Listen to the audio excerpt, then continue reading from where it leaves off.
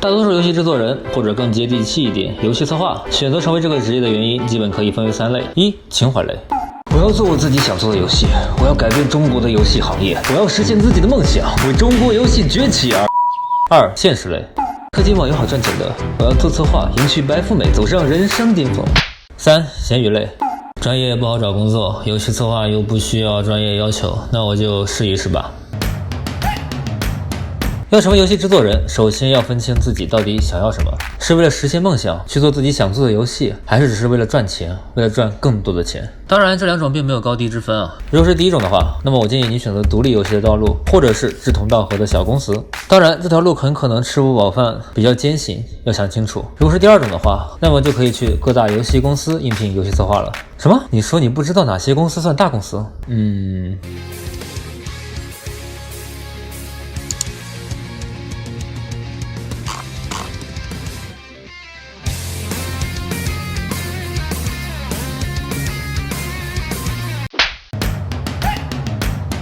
首先我们来讲网游公司的策划，因为把独立游戏放在最后用来结尾，会显得比较有逼格，可能就会受到更多的收藏和关注吧。大概在大公司里，策划大致分为以下几类：一、主策划，能当主策划的人不可能看我的视频，所以本期略过。2、系统策划，比较综合的策划，什么战斗系统啊、捏人系统啊、技能系统啊、背包系统啊，通通都能搞，一般只收比较有经验的人。3、关卡策划，设计游戏关卡，比如搞定场景美术，调整每一关渐进的难度曲线，设计好关卡敌人分配等等。4、数值策划，设计游戏数值，人物的属性都是多少，攻击力要有多少，经验要有多少，体力要有多少，氪金要有多少。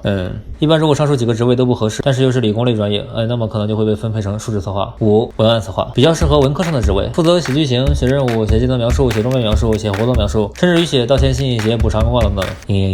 了解了这5种职业非常平衡之后，那么就请大家选择好自己的职业，开始游戏，开始应聘吧。首先需要去招聘网站上看看对于岗位的招聘要求。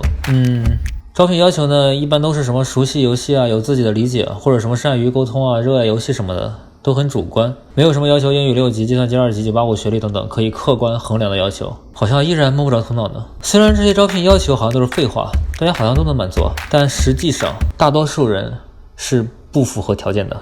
对游戏有自己的理解，这句话的隐藏意思是要深入了解市面上各种热门游戏的设计，并且最好自己独立做过游戏项目。热爱游戏这句话的隐藏意思呢，就是上班不要摸鱼，老大分配好活就认真负责的干，毕竟是热爱游戏嘛。怎么才能体现你的热爱呢？当然是自己独立做过游戏项目嘛。所以自己独立做过游戏，或者参与过大型知名游戏的设计，是一个非常大的加分项。毕竟游戏行业不看出身，只看成绩，经历越丰富自然越好找工作。当然如果2个人项目经历相似，自然是取学历高的那一个了。所以对于应届生而言，最适合的就是现在开始自己制作游戏。当然可能你会说自己做游戏难度太大，有没有什么更舒服一点的方式呢？当然也有了，比如去做难度更低一点的游戏 mode，什么蒙昧卷轴啊、蒙昧之路啊、蒙昧召唤啊什么的。但如果代码写不来的话呢，那么去游戏网站投稿，写写游戏测评、游戏分析，比如奶牛关、Indian Nova、集合、游戏葡萄、知乎、B 站专栏等等等等，既能积累经验，也能收一波稿费，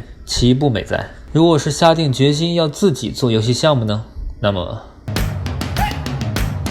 独立游戏制作人这个词重点在于独立，而非游戏制作。独立游戏区别于商业游戏的点，就在于它是有着强烈的个人风格的，是不完全迎合市场的，自己想做什么就做什么。在这一点上，学生自己在校制作的游戏是完全符合的，所以也归类于独立游戏。独立游戏的唯一缺点就是缺钱，唯一优点也是缺钱。因为缺钱，所以必须要另辟蹊径才能杀出重围，所以才会有创意的玩法和新奇的画风。就像空洞骑士，因为只有3个人，所以画风必须简单好画，于是就成就了独特的手绘风。就像艾希，因为缺钱，所以就加入了根本不用画美术就很好玩的低成本旁白系统。其实我和马可私下聊天的时候，他跟我说过，艾希的旁白呢，一开始就是因为缺钱搞的，后来被指出像史丹利，他才发现原来还有个游戏叫史丹利的预言。好了，不瞎扯了，我们继续说。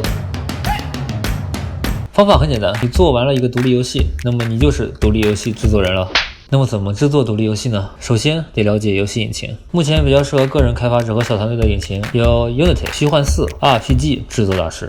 至于这些引擎要怎么学，自己去看教程啊。我这里只讲一下怎么选择引擎。如果你程序很强，那么以上3者都可以选。做 3D 写实像渲染那种高逼格就用虚幻4，想省点力气呢就用 RPG 制作大师。否则的话呢就 Unity。如果你程序很烂，那么还是选择 RPG 制作大师吧，而且没有太多的选择可以去选，就可以让你专心于游戏的玩法和剧本设计。总而言之 Unity 是万金油，代表游戏崩坏3、少女前线、赛博朋克、九宝天东。 RPG 制作大师适合不会写代码的人，代表游戏 Undertale 传说之下、To the Moon 去月球。虚幻4呢适合做写实向3A 大作，代表游戏吃鸡、剑灵。其实如何成为游戏制作人，也就那一句话，做就是了。总是在纠结我能不能做好，用什么引擎，总是在纸上谈兵是没有用的，只有真正做起来，才会明白自己想要的真正是什么。最后呢，希望各位立志进入游戏行业的小伙伴们能记住4个字：热爱游戏。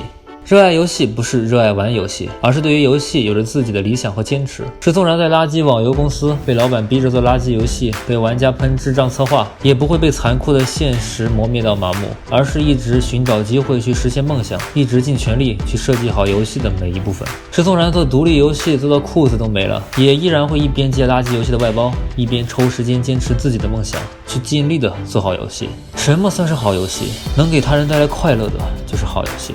当然，如果能顺便收获金钱和名誉就最好了。希望各位都能成为一个给他人带来快乐的人吧。我是白痴毛，我们下期再……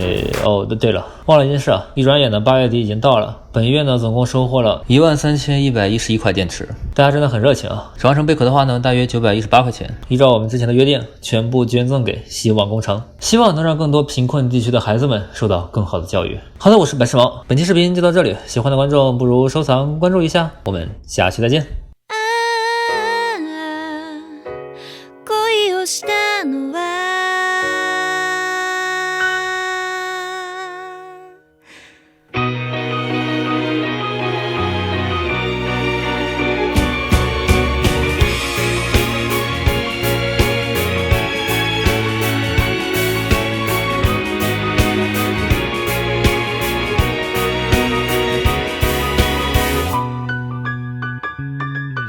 今降るこの雨、遠くは晴れている。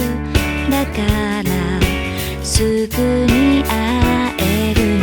やめば乾いて、そして星が降るかな。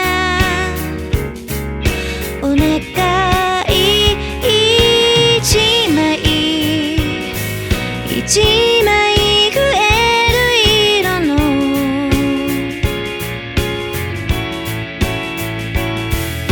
違う写真めく